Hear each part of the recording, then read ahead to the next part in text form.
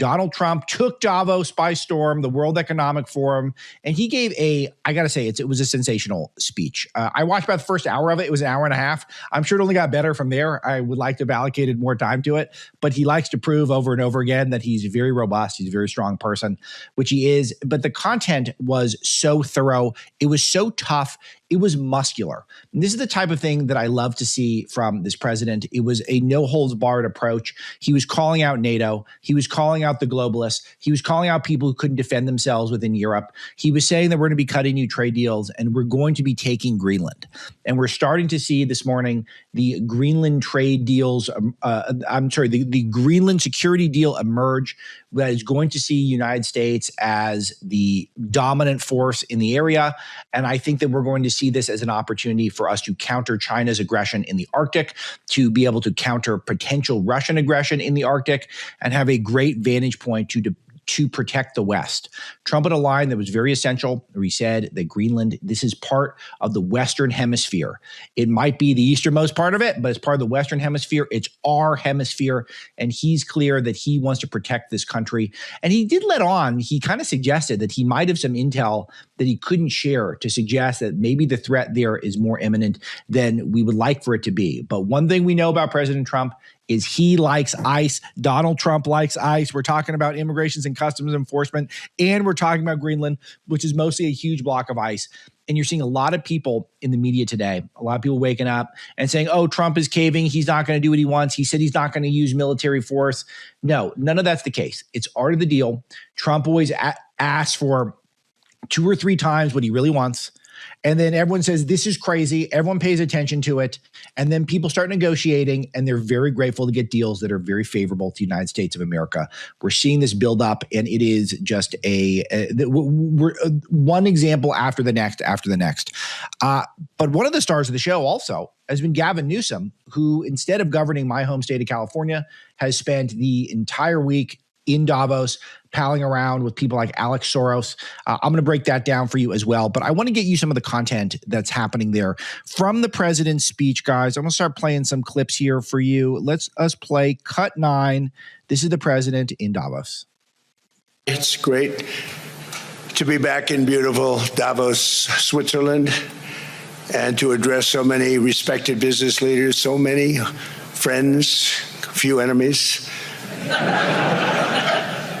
And all of the distinguished guests. It's a who's who, I will say that. I've come to this year's World Economic Forum with truly phenomenal news from America.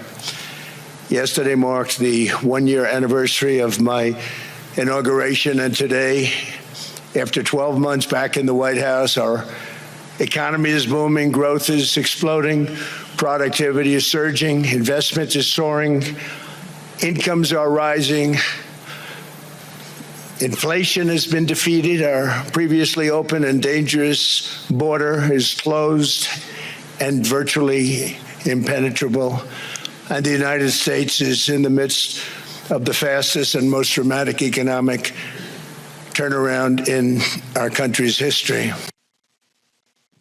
Yeah, that's right. We are the most quick turnaround that we've seen, and I think that the data backs it up. I think the GDP growth is huge. I think that new jobs for Americans is huge, and I think that this is manufacturing coming back, investment coming back. I broke all this down on the 20th when I went through my show on Tuesday, where I went through all of the accomplishments this president has had in his first administration in terms of getting reinvestment in the United States, and that's not going to stop. He's very focused on this, and I thought, gave a pretty powerful rundown of his accomplishments, a lot of which I highlighted on this show, and a little more energetic than he was in the White House press briefing room on the 20th, laying out some of the accomplishments, including peace, et cetera. And I'll play some of that, but this is the moment that I think is really big. I want to play cut 8, please. But we saved Greenland and successfully prevented our enemies from gaining a foothold in our hemisphere. So we did it for ourselves also. And then after the war, which we won it big. Without us, right now you'd all be speaking German and a little Japanese, perhaps. After the war, we gave Greenland back to Denmark. How stupid were we to do that? But we did it. But we gave it back. But how ungrateful are they now? They are ungrateful. And he went through a pretty good history of after World War II, how because the United States came in, helped secure that victory and were essential to that victory in World War II. And then we gave Denmark back, or Greenland back to Denmark, which Trump described as stupid. And he said, we were stupid. And I love how he just sees American history with clear eyes. And sometimes when we do things out of empathy or best intentions, it doesn't work out. And so Denmark repeatedly has committed to strengthening their defense, strengthening the defense of Greenland, and they've never done so. A fraction of what they've committed in the past. And Trump is saying this is just too risky, and we can't allow for them to preside over that land anymore. That piece of ice, the piece of ice, he was saying, that's what Greenland is. And NATO is still just learning to pay their fair share. And Trump demanded 5% of their budgets for NATO, from these NATO allies, and they're starting to add new spending and new expenditures in a major way. I think that's terrific, and it's a good thing, but they're moving too slow, and Trump doesn't like to move slow. He likes to move fast, and you know who else likes to move fast? Xi Jinping and China, and he understands that, and he wants to make this country thrive, not just when it comes to our defense, but to build and to tap energy. A lot of the speech, he opened up talking about how the United States has not done a great job in focusing on the right ways to get energy. We've been ignoring a lot of energy underneath our soil, and we've been focusing on things like wind, which actually costs money. He had a great heckle for the wind industry, saying it actually costs money to get the wind, and normally you want to have a source of energy where you can make money. And that's why he's trying to accelerate approvals even for things like nuclear. I've long been a nuclear guy. Those of you who are holdovers from Dennis Prager's show, Dennis was always a great advocate for nuclear. That's probably where I got my position on it originally. And Trump was not. He was a skeptic. But now he's trying to get nuclear energy approved in a quick way. All of this is because he wants to move towards a place where we are thriving, where we are not having the holdups of bureaucracy, the green movement, and the Green New scam, with the president described as the biggest scam in history.